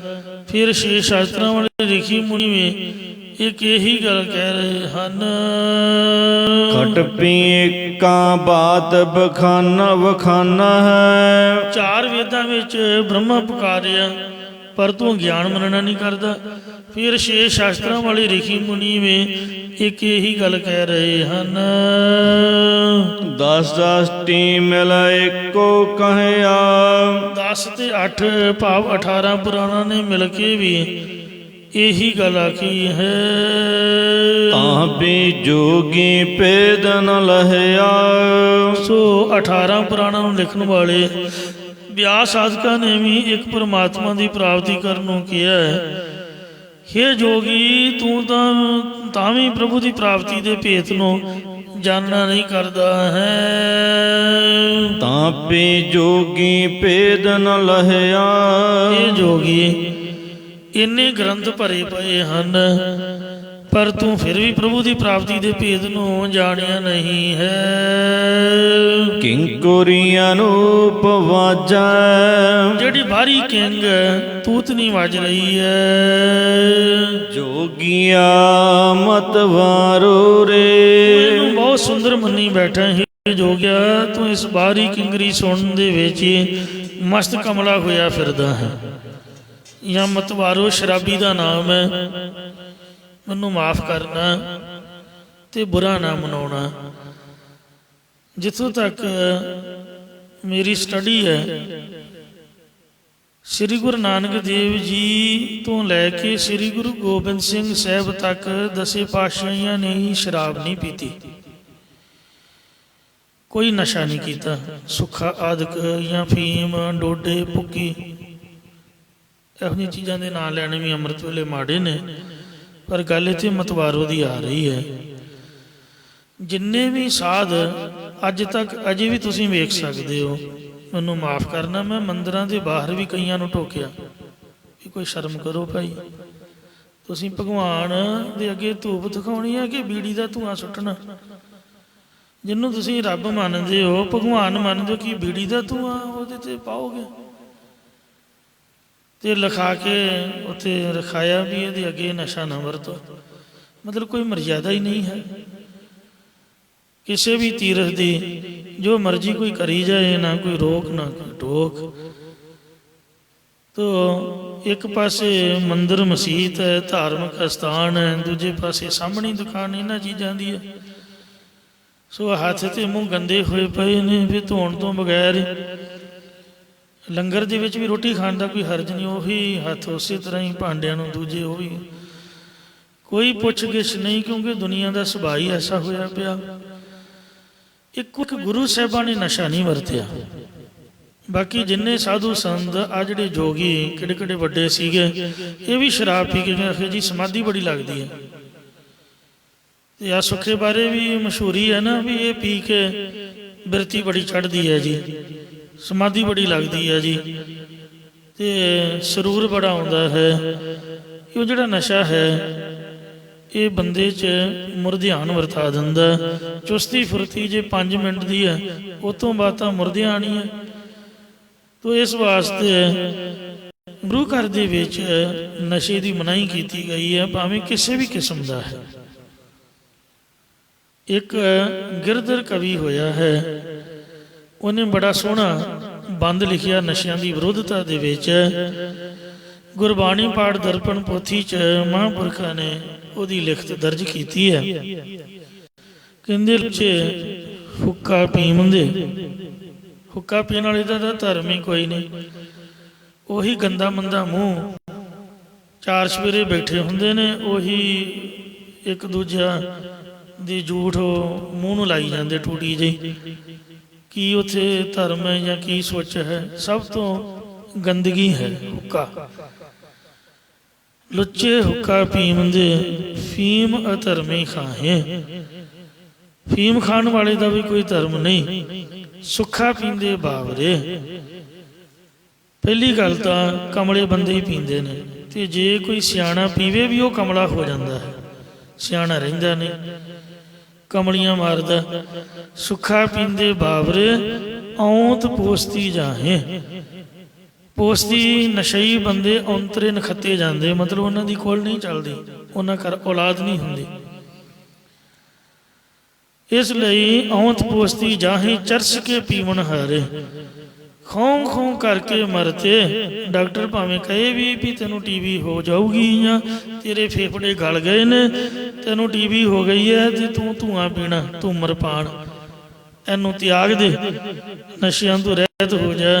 ਪਰ ਮਰਦੇ ਵੀ, ਇੱਕ ਦੇ ਲਾਲ ਮਿਰਚਾਂ ਨਹੀਂ ਦੁਨੀਆ ਛੱਡਦੀ, ਤੇ ਇੱਕ ਧੂੰਆਂ ਪੀਣਾ ਨਹੀਂ ਛੱਡਦੀ। ਉਹ ਭਾਵੇਂ ਬਵਾਸੀਰ ਹੋ ਜੇ, ਮੈਨੂੰ ਮਾਫ ਕਰਨਾ, ਫੇਫੜੇ ਭਾਵੇਂ ਗਲ ਜਾਣ, ਤੇ ਪਰ ਆਪ ਦਾ ਸਵਾਦ ਨਹੀਂ ਛੱਡਣਾ। ਔਂਤ ਪੋਸਤੀ ਜਾਹੇ ਚਰਸ ਕੇ ਪੀਵਨ ਹਾਰੇ।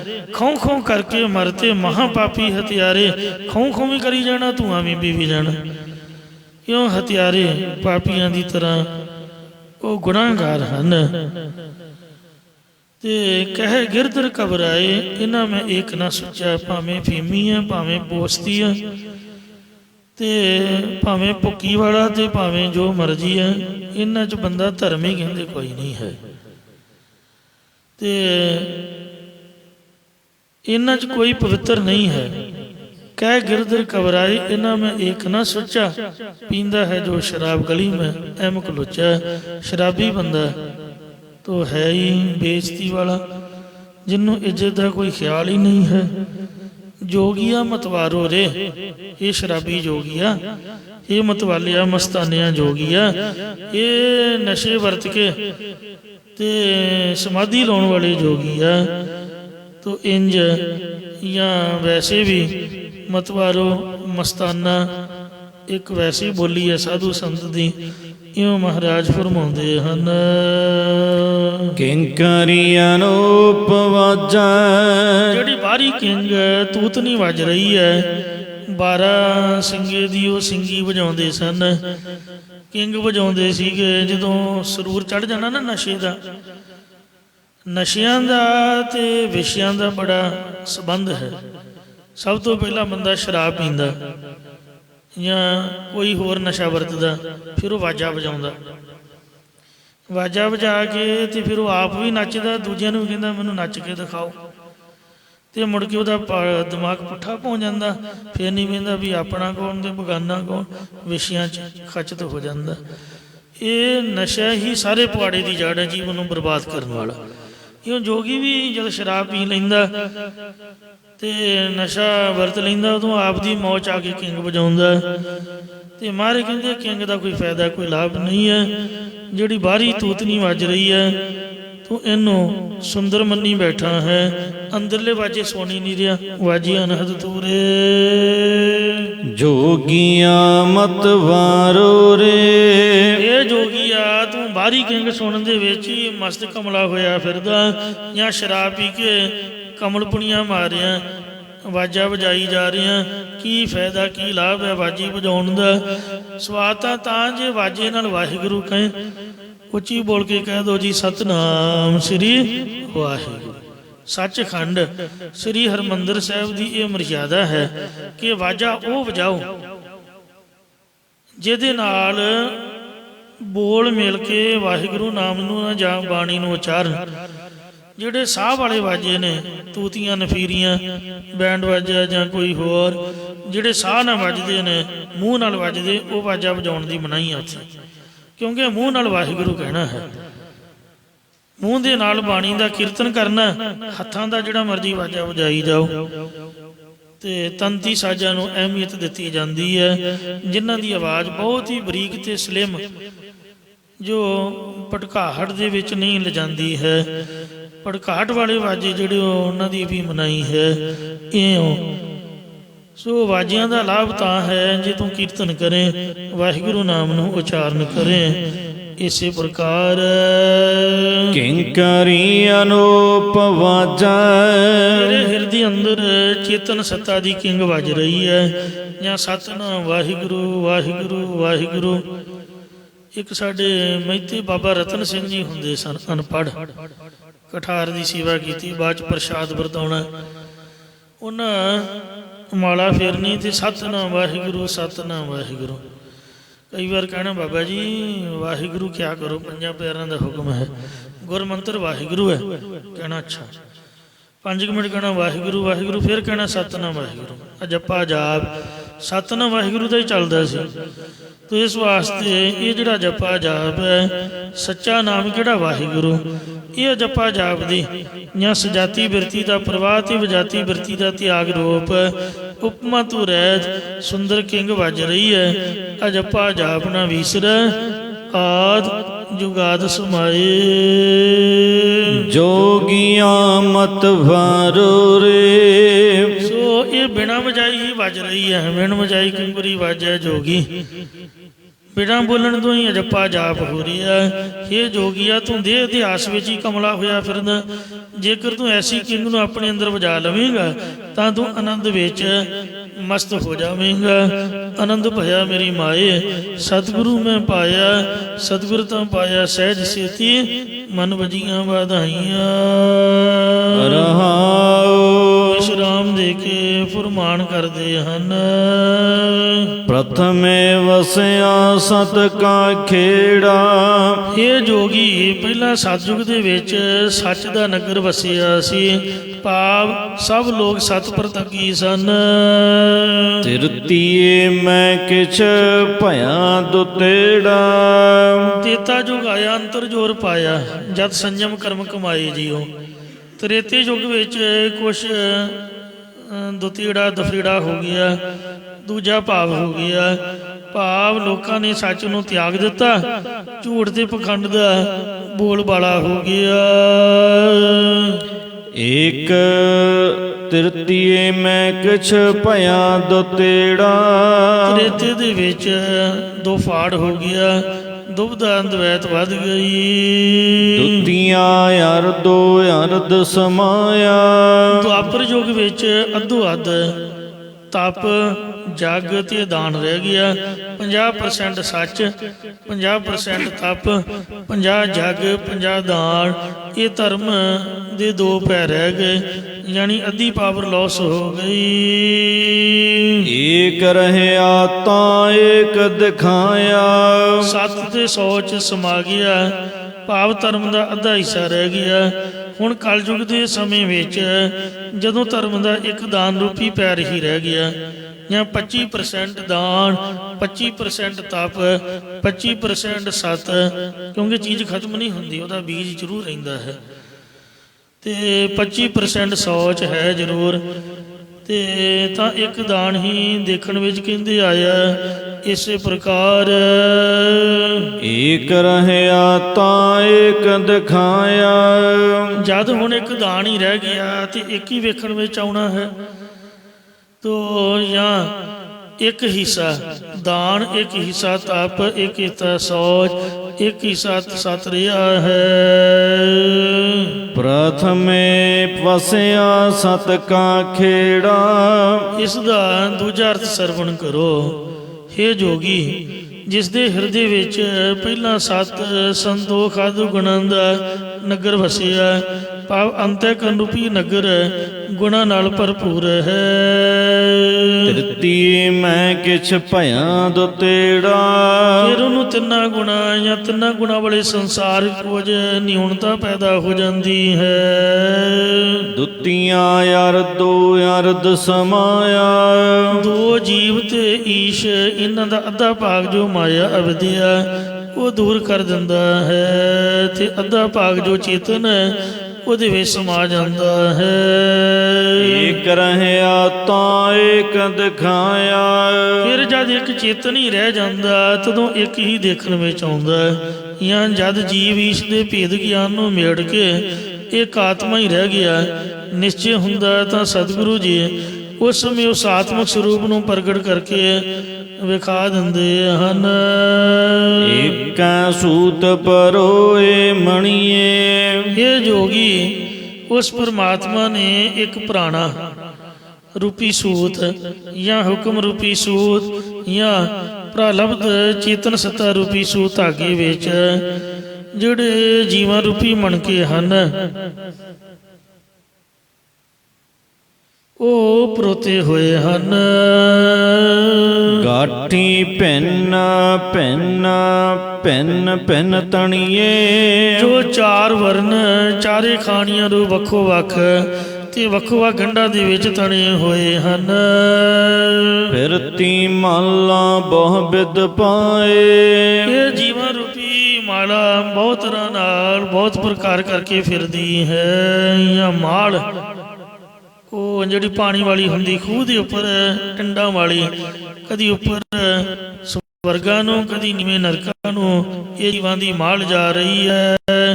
ਉਹਨਾਂ ਪਾਣੀ ਚੁੱਕ ਕੇ ਉੱਪਰ ਨੂੰ ਸਵਰਗ ਨੂੰ ਚੜ ਜਾਂਦੇ ਨੇ, ਫਿਰ ਖਤਮ ਹੋ ਕੇ ਫਿਰ ਇਹ ਨਰਕਾਂ 'ਚ ਡਿੱਗ ਪੈਂਦੇ ਹਨ। ਖਿੰਚਿਆ ਸੂਤ ਤਾਂ ਆਈ ਥਾਏ। ਜਦ ਪਰਮਾਤਮਾ ਨੇ ਆਪਣੀ ਚੇਤਨ ਸੱਤਾ ਰੂਪ ਧਾਗੇ ਨੂੰ ਖਿੱਚਣਾ ਕੀਤਾ ਤਾਂ ਸਭ ਥਾਂ ਆ ਜਾਂਦੀ, ਭਾਵ ਸਾਰੇ ਸਰੀਰਾਂ ਦਾ ਨਾਸ਼ ਹੋ ਜਾਂਦਾ।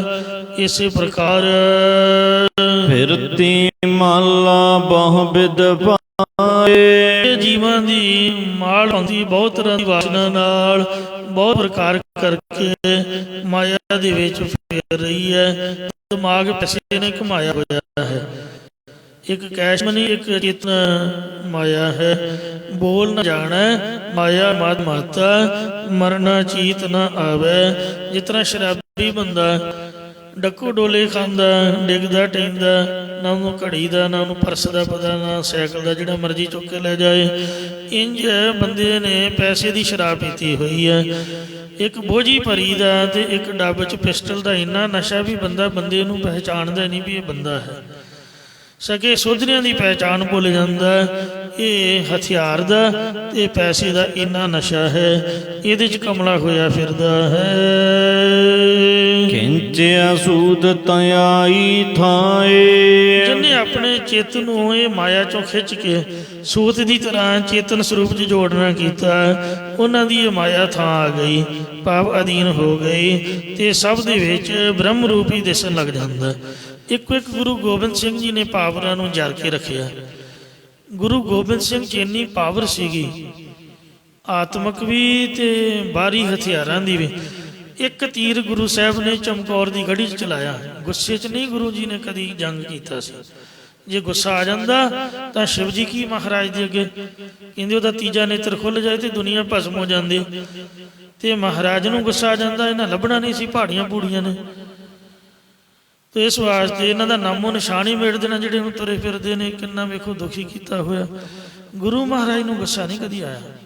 ਉਹਨਾਂ ਕੌਨਫੀਡੈਂਸ ਦੇ ਵਿੱਚ ਇੱਕ ਫਰਜ਼ ਨਿਭਾਉਂਦਿਆਂ ਹੋਇਆ ਤਰੀਕੇ ਦੇ ਨਾਲ ਵੀਰ ਰਸ ਭਾਵਨਾ ਦੇ ਵਿੱਚ ਯੁੱਧ ਕਰਨਾ ਇੱਕ ਸਮਝ ਲਓ ਵੀ ਗੱਤਕੇ ਦੀ ਖੇਡ ਸੰਸਾਰ 'ਚ ਖੇਡਣ ਦੀ ਜਾਚ ਸਿਖਾਈ ਹੈ ਕਿ ਕਿਸੇ ਦਾ ਜ਼ੁਲਮ ਨਹੀਂ ਸਹਾਰਨਾ। ਹਥਿਆਰ ਫੜੋ, ਮਰ ਜਾਓ ਜਾਂ ਮਾਰ ਦਿਓ, ਮਤਲਬ ਆਪਦਾ ਬਲ ਵਰਤੋ। ਇੰਜ ਤਰੀਕਾ ਦੱਸਿਆ, ਕੋਈ ਸ਼ਕਤੀ ਨਹੀਂ ਵਰਤੀ ਮਹਾਰਾਜ ਨੇ। ਚਮਕੌਰ ਦੀ ਗੜੀ 'ਚ ਇੱਕ ਤੀਰ ਚਲਾ ਕੇ 10,000 ਦੀ ਛਾਤੀ ਨੂੰ ਵਿੰਨਿਆ ਸੀਗਾ। ਆ ਜਲੰਧਰ ਬੱਸ ਸਟੈਂਡ ਤੇ ਸ਼ਾਇਦ ਉਹ ਪੁਰਾਣਾ ਹੁੰਦਾ ਸੀਗਾ, ਮੈਂ ਫੋਟੋ ਵੇਖਦਾ ਹੁੰਦਾ, ਕਿਸੇ ਕਲਾਕਾਰ ਨੇ ਚਿੱਤਰਕਾਰ ਨੇ ਬਹੁਤ ਗਲਤ ਬਣਾਈ ਸੀਗੀ। ਮਹਾਰਾਜ ਦੇ ਹੱਥ ਦੇ ਵਿੱਚ ਤਲਵਾਰ ਫੜੀ ਹੋਈ ਆ ਤੇ ਅੱਖਾਂ ਲਾਲ ਸੁਰਖ, ਚਿਹਰਾ ਅੱਗ ਵਾਂਗ ਮਗ ਰਿਹਾ। ਇਸ ਤਰ੍ਹਾਂ ਨਹੀਂ ਸੀ ਹੁੰਦਾ ਗੁਰੂ ਮਹਾਰਾਜ ਦਾ। ਜਿਵੇਂ ਆਪਾਂ ਕਥਾ ਕਰ ਰਹੇ ਹਾਂ, ਇਸ ਤਰ੍ਹਾਂ ਹੀ ਜੰਗ ਵੀ ਇਸ ਤਰ੍ਹਾਂ ਹੀ ਕਰਦੇ ਹੁੰਦੇ ਸੀਗੇ। ਜਿਸ ਤਰ੍ਹਾਂ ਕਥਾ 'ਚ ਉਪਦੇਸ਼ ਦੇਣਾ, ਇਸ ਤਰ੍ਹਾਂ ਵੇਖੋ ਉਹ ਜਿਹੜਾ ਬੀਬੀ ਨਸੀਰਾਂ ਬੇਗਮ, ਪੀਰ ਬੁੱਧੂ ਸ਼ਾਹ ਦਾ ਸਾਲਾ, ਬੀਬੀ ਨਸੀਰਾਂ ਬੇਗਮ ਦਾ ਭਰਾ, ਉਹਨੂੰ ਮਹਾਰਾਜ ਨੇ ਜੰਗ ਦੇ ਵਿੱਚ ਹੀ ਬ੍ਰਹਮ ਗਿਆਨ ਕਰਾਤਾ ਸੀਗਾ। ਹਥਿਆਰਾਂ ਦੇ ਨਾਲ ਹੀ ਉਹਨੂੰ। ਸੋ ਇੰਨਾ ਗੁਰੂ ਸਾਹਿਬ ਦੇ ਦਰਸ਼ਨਾਂ ਦੀ ਤਾਕਤ ਹੁੰਦੀ ਸੀਗੀ। ਚਿਹਰੇ ਦਾ ਜਾਹੋ ਜਲਾਲ ਇੰਨਾ ਸ਼ਾਂਤਮਈ ਹੁੰਦਾ ਕਿ ਆਮ ਇਨਸਾਨ ਵੇਖ ਕੇ ਉਂ ਹੀ ਖਿੱਚਿਆ ਜਾਂਦਾ। ਵੱਡੇ ਵੱਡੇ ਲੋਕ ਸਿਰ ਝੁਕਾ ਜਾਂਦੇ ਸੀਗੇ। ਉਹਨੇ ਮੱਥਾ ਹੀ ਟੇਕਤਾ। ਮਾਰੇ ਕਹਿੰਦੇ ਤੂੰ ਬਹਾਦਰ ਬਣ ਭਾਈ, 10,000 ਫੌਜ ਦਾ ਕਮਾਂਡਰ ਹੈ, ਦੁਨੀਆ ਤੈਨੂੰ ਕੀ ਆਖੂਗੀ, ਬਾਦਸ਼ਾਹ ਤੈਨੂੰ ਲਾਹਨਤਾਂ ਪਾਊਗਾ, ਤੂੰ ਮੇਰੇ ਨਾਲ ਜੰਗ ਕਰਨਾ ਹੈ, ਜੰਗ ਕਿਉਂ ਨਹੀਂ ਕਰਦਾ? ਕਹਿੰਦਾ ਮਹਾਰਾਜ ਮੈਂ ਆਪਦੇ ਉੱਪਰ ਹਥਿਆਰ ਨਹੀਂ ਚੁੱਕ ਸਕਦਾ। ਆਪਦੇ ਦਰਸ਼ਨਾਂ ਨੇ ਮੇਰੇ ਮਨ ਨੂੰ ਤੀਰ ਦੀ ਤਰ੍ਹਾਂ ਵਿੰਨ ਸੁੱਟਿਆ, ਮੈਂ ਤਾਂ ਜ਼ਖਮੀ ਹੋ ਕੇ ਡਿੱਗ ਪਿਆ ਜੀ। ਹਰ ਪ੍ਰੇਮ ਬਾਣੀ ਮਨ ਮਾਰਿਆ, ਅਨਿਆਲੇ ਅਣੀਆਂ ਰਾਮ ਰਾਜੇ। ਉਹੀ ਗੁਰੂ ਨਾਨਕ ਸਾਹਿਬ ਦਾ ਪਿਆਰ ਵਾਲਾ ਬਲ ਸੀ ਜਿਹਦੇ ਨਾਲ ਸਾਰੀ ਦੁਨੀਆ ਜਿੱਤੀ। ਉਹੀ ਗੁਰੂ ਗੋਬਿੰਦ ਸਿੰਘ ਦਾ ਬਲ ਸੀਗਾ। ਪ੍ਰਤੱਖ ਤੌਰ ਤੇ ਭਾਵੇਂ ਜੰਗ ਕੀਤੇ ਪਰ ਗੁੱਸਾ ਨਹੀਂ ਕੀਤਾ। ਤੋ ਇੰਨੀ ਪਾਵਰ ਮਹਾਰਾਜ ਦੇ ਉੱਪਰ ਤੇ ਵਾਹਿਗੁਰੂ ਦੀ ਵਰਤਦੀ ਸੀਗੀ, ਪਰ ਮਹਾਰਾਜ ਨੇ ਵਰਤੀ ਨਹੀਂ ਹੈ। ਤਲਵਾਰ ਵਿੱਚ ਇੰਨੀ ਤਾਕਤ ਹੈ ਕਿ ਵੇਖੋ ਪੰਜਾਂ ਪਿਆਰਿਆਂ ਦੀ ਸ਼ਕਤੀ ਪੈਦਾ ਕੀਤੀ ਹੈ। ਤੇ ਗੁਰੂ ਸਾਹਿਬ ਕਹਿੰਦੇ ਜਿੰਨਾ ਚਿਰ ਜ਼ਮੀਨ ਅਸਮਾਨ ਉਹਨਾਂ ਚਿਰ ਇਹ ਪੰਜ ਪਿਆਰਿਆਂ ਦੀ ਸ਼ਕਤੀ ਰਹੂਗੀ। ਪੰਜ ਪ੍ਰਵਾਨ, ਪੰਜ ਪ੍ਰਧਾਨ ਇਹੀ ਰਹਿਣਗੇ। ਵੋਟਾਂ ਦਾ ਰਾਜ ਨਹੀਂ, ਧਰਮ ਦਾ ਰਾਜ ਹੋਊਗਾ। ਰਾਜ ਕਰੇਗਾ ਖਾਲਸਾ। ਤੋ ਐਸੇ ਗੁਰੂ ਸਾਹਿਬ ਜਿਨ੍ਹਾਂ ਨੇ ਤਲਵਾਰ ਦੀ, ਹਥਿਆਰ ਦੀ ਸ਼ਕਤੀ ਨੂੰ ਕਹੋ ਨਾਨਕ ਅਜਰ ਜਿਨ ਜਰਿਆ ਤੇ ਸੀ ਕੋ ਬਨਿਆਵਤ। ਤੇ ਬਾਕੀ ਸਭਨਾਂ ਨੇ ਗਲਤ ਤਰੀਕੇ ਨਾਲ ਮਿਸਯੂਜ਼ ਕੀਤੀ, ਦੁਨੀਆ ਤੇ ਜ਼ੁਲਮ ਕੀਤਾ, ਬਹੁਤ ਜ਼ਿਆਦਾ ਖੱਲਰ ਮਚਾਇਆ। ਸਤਿਗੁਰੂ ਕਿਰਪਾ ਕਰਨ ਕਹਿੰਦੇ ਵੀ ਸੂਤ ਖਿੱਚ ਕੇ ਚੇਤਨ ਸਰੂਪ ਦੇ ਵਿੱਚ ਜੋੜਿਆ ਜਿਨ੍ਹਾਂ ਬਿਰਤੀ ਨੂੰ, ਉਹਨਾਂ ਦੀ ਇਹ ਮਾਇਆ ਥਾਂ ਆ ਗਈ, ਕਮਲਪੁਣਾ ਦੂਰ ਹੋ ਗਿਆ, ਅਧੀਨ ਹੋ ਗਈ ਤੇ ਸਭ ਦੇ ਵਿੱਚ ਬ੍ਰਹਮ ਰੂਪ ਹੀ ਦਿਸਣ ਲੱਗ ਜਾਂਦਾ ਹੈ। ਚਹੁ ਮੈਂ ਏਕੈ ਮਟ ਹੈ ਕੀਆ। ਚਾਰ ਯੁੱਗਾਂ 'ਚ ਜਾਂ ਚਾਰ ਤੱਤ, ਪਾਣੀ, ਹਵਾ, ਅੱਗ, ਧਰਤੀ ਤੇ ਪੰਜਵਾਂ ਆਕਾਸ਼, ਜਾਂ ਚਾਰ ਵਾਕੀਏ ਤੇ ਮੁਸਲਮਾਨ ਪਹਿਲੇ ਚਾਰ ਤੱਤਾਂ ਤੋਂ ਹੀ ਸ੍ਰਿਸ਼ਟੀ ਦੀ ਉਤਪਤੀ ਮੰਨਦੇ। ਇਹਨਾਂ ਦੁਆਰਾ ਇੱਕ ਹਰੀ ਨੇ ਇਹ ਸਰੀਰ ਰੂਪੀ ਮੱਟ ਬਣਾਉਣਾ ਕੀਤਾ। ਮੱਟ ਕਹਿੰਦੇ ਨੇ ਜੋਗੀ ਦੇ ਬੈਠਣ ਦੀ ਜਗ੍ਹਾ, ਕਮਰਾ ਜਿਹਨੂੰ ਕਹਿੰਦੇ ਨੇ। ਤੋ ਜੋਗੀਆਂ ਦਾ ਮੱਟ ਹੁੰਦਾ। ਇਹ ਸਰੀਰ ਦੀ ਮੜੀ ਬਣਾਈ ਹੈ, ਮੱਟ ਬਣਾਇਆ ਹੈ। ਤਹ ਬਿਖੜੇ ਥਾਨ ਅਨਕ ਖਿੜਕੀਆਂ। ਇਸ ਵਿੱਚ ਪੰਜਾਂ ਕੋਸ਼ਾਂ ਰੂਪ ਬਿਖੜੇ ਅਸਥਾਨ, ਵਾਸ਼ਨਾ ਰੂਪ ਜਾਂ 72 ਕੋਠੜੀਆਂ ਰੂਪ ਅਨੇਕਾਂ ਖਿੜਕੀਆਂ, ਜਾਂ 72 ਕਰੋੜ 72 ਲੱਖ ਤੇ 72,202 ਇਹਦੇ ਵਿੱਚ ਨਾੜੀਆਂ ਨੇ। ਜਾਂ ਕਈ ਵਿਦਵਾਨਾਂ ਅਨੁਸਾਰ 72 ਕਰੋੜ 72 ਲੱਖ 10,201 ਸੂਖਮ ਨਾਰੀਆਂ ਰੂਪ ਅਨੇਕਾਂ ਖਿੜਕੀਆਂ ਹਨ। ਖੋਜਤ ਖੋਜਤ ਦੁਆਰੇ ਆਇਆ। ਇਹ ਜੋਗੀ ਜਦ ਕੋਈ ਵੇਦਾਂ ਸ਼ਾਸਤਰਾਂ ਮਹਾਂਪੁਰਖਾਂ ਦੀ ਸੰਗਤ ਦੁਆਰਾ ਲੱਭਦਾ ਲਵਾਉਂਦਾ ਸਤ ਸੰਗਤ ਜਾਂ ਗੁਰੂ ਦੀ ਸ਼ਰਨ ਦੇ ਦੁਆਰੇ ਉੱਪਰ 17 ਭੱਟਾਂ ਦੀ ਤਰ੍ਹਾਂ ਗੁਰਦੁਆਰਾ ਮੰਜੀ ਸਾਹਿਬ ਪਹੁੰਚ ਜਾਂਦਾ ਆਇਆ ਹੈ। ਜਿਨ੍ਹਾਂ ਆਖਿਆ ਰਹਿਓ ਸੰਤ ਹੋ ਟੋਲ, ਸਾਧ ਬੋ ਤੇਰੇ ਡਿਠੇ, ਸੰਨਿਆਸੀ ਤਪਸੀਆ ਮੁਖੋਂ ਇਹ ਪੰਡਤ ਮਿੱਠੇ, ਵਰਸ ਏਕ ਹੋ ਫਿਰਿਓ ਕਿਨੇ ਨੂੰ ਪਰਚੋ ਲਾਇਓ, ਕਹਤੇ ਕਹਿਤੀ ਸੁਣੀ ਰਹਿਤ ਕੋ ਖੁਸ਼ੀ ਨਾ ਆਇਓ। ਹਰ ਨਾਮ ਛੋੜ ਦੂਜਾ ਲੱਗੇ ਤਿਨ ਕੇ ਗੁਣ ਹੋ ਕਿਆ ਕਹੋ, ਗੁਰਦਈਏ ਮਿਲਾਇਓ ਭਿਖਿਆ, ਜਿਵ ਤੂੰ ਰਖੈ ਤਿਵ ਰਹੋ। ਤਾਨਾ ਨਾਨਕ ਜੋਗੀ ਮਹਿਲ ਕਰ ਪਾਇਆ। ਤਾਂ ਸਤਿਗੁਰੂ ਜੀ ਕਹਿੰਦੇ ਇਹ ਜੋਗੀ ਉਹਨੇ ਸਰੂਪ ਰੂਪੀ ਘਰ ਪਾਇਆ ਜਾਂ ਸਰੂਪ ਰੂਪੀ ਮਹੱਲ ਤੇ ਤੁਰਿਆ ਪਦ ਰੂਪ ਘਰ ਨੂੰ ਪਾਇਆ ਹੈ।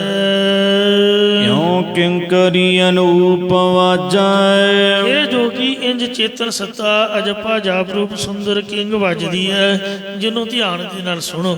ਗੁਰਦੁਆਰੇ ਇੱਕੋ ਹੀ ਗੱਲ ਸਮਝੀ ਜਾਂਦੀ ਹੈ, ਜਿਹੜਾ ਜੋਗੀ ਹੈ ਉਹ ਆਪਦੇ ਸਿਰ ਉੱਪਰ ਪੰਡ ਚੁੱਕੀ ਫਿਰਦਾ ਵੀ ਮੈਂ ਇੰਨਾ ਤਪ ਕੀਤਾ, ਯਾਨੀ ਹੰਕਾਰ ਨਹੀਂ ਦੁਨੀਆ ਤਿਆਗਦੀ।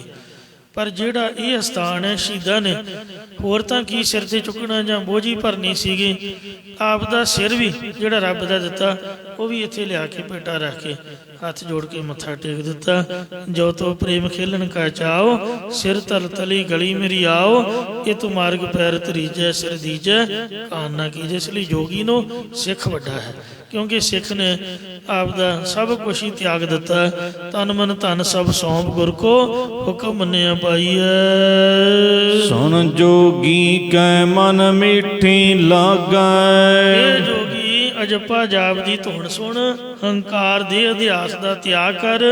ਜੋ ਸੁਣ ਕੇ ਹਰੇਕ ਜੋਗੀ ਜਾਂ ਪ੍ਰਭੂ ਵਿੱਚ ਜੁੜਨ ਵਾਲੇ ਹਰੇਕ ਮਨੁੱਖ ਦੇ ਮਨ ਵਿੱਚ ਮਿੱਠੀ ਪਿਆਰੀ ਲੱਗਦੀ ਹੈ। ਰਹਾਉ ਦੂਜਾ। ਇਸ ਸ਼ਬਦ ਵਿੱਚ ਦੋ ਰਹਾਉ ਨੇ, ਰਾਗੀਆਂ ਦੀ ਮਰਜ਼ੀ ਹੈ, ਜਿਹਨੂੰ ਮਰਜ਼ੀ ਧਾਰਨਾ ਬਣਾ ਕੇ ਇਹਦਾ ਕੀਰਤਨ ਕਰ ਲੈਣ। ਇੱਥੇ ਜੀ ਸ਼ਬਦ ਸਮਾਪਤ ਹੋਇਆ। ਭੁੱਲਾਂ ਚੁੱਕਾ ਖਿਮਾ ਕਰਨੀ ਹੈ। ਅੱਗੇ ਸਮਾਪਤ ਨੇ। ਕਿਉ ਕਿੰਕਰੀ ਅਨੂਪ ਵਾਜੈ। ਸੁਣ ਜੋਗੀ ਕੈ ਮਨ ਮੀਠੀ ਲਾਗੈ, ਰਹਾਉ ਦੂਜਾ। ਵਾਹਿਗੁਰੂ ਜੀ ਕਾ ਖਾਲਸਾ, ਵਾਹਿਗੁਰੂ ਜੀ ਕੀ ਫਤਿਹ। ਰਾਮ ਕਲੀ ਮਹੱਲਾ ਤੀਜਾ। ਆਨੰਦ ਇੱਕ ਓੰਕਾਰ ਸਤਿਗੁਰੂ ਪ੍ਰਸਾਦ। ਆਨੰਦ ਭਇਆ ਮੇਰੀ ਮਾਏ, ਸਤਿਗੁਰੂ ਮੈਂ ਪਾਇਆ, ਸਤਿਗੁਰੂ ਤਾਂ ਪਾਇਆ। ਸਹਿਜ ਸੇਤੀ ਮਨ ਵਜੀਆਂ ਵਧਾਈਆਂ। ਰਾਗ ਰਤਨ ਪਰਵਾਰ ਭਰੀਆਂ, ਸ਼ਬਦ ਗਾਵਣ ਆਈਆਂ। ਸ਼ਬਦੋ ਤੰਗਾਵੋ ਹਰੀ ਕੇਰਾ ਮਨ ਜਨੀ। ਸਤਿਗੁਰੂ ਮੈਂ ਪਾਇਆ, ਏ ਮਨ ਮੇਰਾ ਹਰ ਨਾਮ ਦੇ ਤੂੰ ਮਨ ਮੇਰੇ ਦੁਖ ਸਭ ਸਾਰਨਾ। ਅੰਗੀਕਾਰੋ ਕਰੇ ਤੇਰਾ ਕਾਰਜ ਸਭ ਸਵਾਰਨਾ ਸਵਾਂਗਲਾ ਸਮਰਾ ਸੁਆਮੀ ਸੋ ਕਿਉ ਨ ਵਸਾਰੇ। ਕਹਿ ਨਾਨਕ ਮਨ ਮੇਰੇ ਸਾਰੋ ਪ੍ਰਣਾਲੇ ਸਾਚੇ ਸਾਈਂ ਭਾਗਿਆ ਨਹੀਂ ਕਰਤੇ।